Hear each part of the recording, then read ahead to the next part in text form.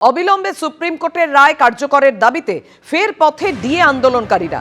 রাজ্য সরকারের উপর চাপ বাড়াতে ফের পথে নেমেছে সংগ্রামী যৌথ মঞ্চ। সুবোধ মল্লিক স্কোয়ার থেকে রানী রাসমণি অ্যাভিনিউ পর্যন্ত মিছিল।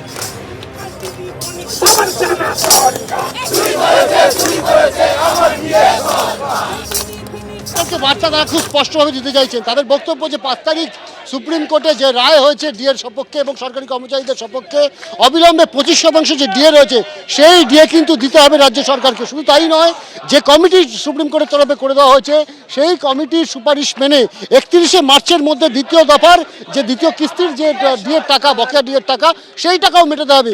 বাকি যে 50% সেই 50% সুপ্রিম কোর্টের করে দেওয়া যে গঠিত কমিটি, সেই কমিটি সিদ্ধান্ত নেবে যে কত দফায় সেই টাকা রাজ্য সরকার সরকারি কর্মচারীদেরকে ফেরত দেবে।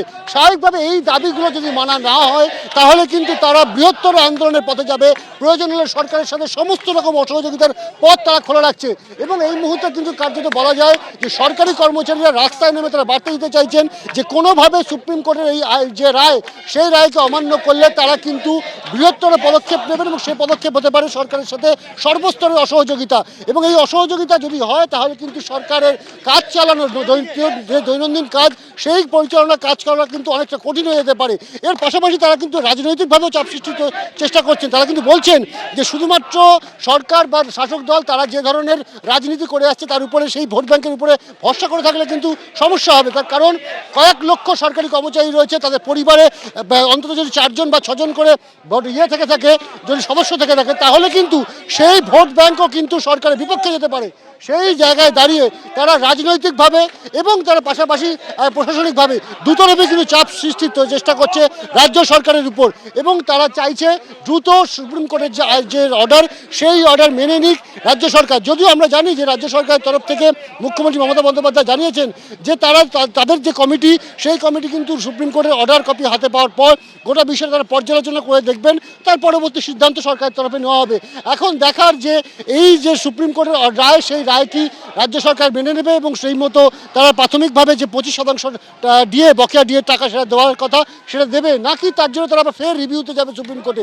ফলত এই যে ধোঁয়াশা পরিস্থিতি রয়েছে, সেই জায়গায় দাঁড়িয়ে আজকে সংগ্রামী যৌথ মঞ্চের তরফ থেকে রাজ্য সরকারের উপরে চাপ তৈরির চেষ্টা চলছে, যাতে সরকার দ্রুত সুপ্রিম কোর্টের যে অর্ডার বা যে রায়, সেই রায়ের ইমপ্লিমেন্টেশন করে এবং সেই রায় যাতে দ্রুত প্রতিফলিত হয় প্রত্যেক সরকারি কর্মচারীর জীবনে, সেই চেষ্টা তারা করছেন। এবং সেই কারণেই কিন্তু তারা আজকে সুবোধ মল্লিক স্কোয়ার থেকে শহীদ মিনার পর্যন্ত এই মিছিল করছেন।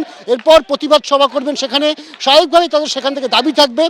ইতিমধ্যে আমরা জানি যে কল্যাণ বন্দ্যোপাধ্যায় একটি মন্তব্য করেছেন যে 31শে মার্চ পর্যন্ত সুপ্রিম কোর্ট সময় বেড়ে দিয়েছে, এত ব্যস্ততার কি আছে। তার পাল্টাও কিন্তু ভাস্কর ঘোষেদের তরফ থেকে মন্তব্য এসেছে। তারা বলছেন যে ইমিডিয়েট শব্দের অর্থ কি, এটা এই অর্থ কল্যাণবাবু যদি একটু বুঝিয়ে দেন তাহলে ভালো হয়। অর্থাৎ কোনোভাবেই যে তারা আর পিছপা হতে রাজি নন সেটা কিন্তু পরিষ্কার। এবং সুপ্রিম কোর্টের রায়, সেই রায় কিন্তু তাদের পক্ষে গেছে এবং সেই রায় দ্রুত কার্যকর করবার জন্য, সরকারের উপর চাপ সৃষ্টি করবার জন্য কিন্তু আজ তারা রাজপথে নেমেছেন। এবং প্রয়োজনে সরকারের উপর আরও সরকারের সঙ্গে অসহযোগিতা করে আরও বৃহত্তর আন্দোলনে যাওয়ার পথ কিন্তু খোলা রাখছে সরকারি কর্মচারীদের এই সংগঠন সংগ্রামী যৌথ মঞ্চ।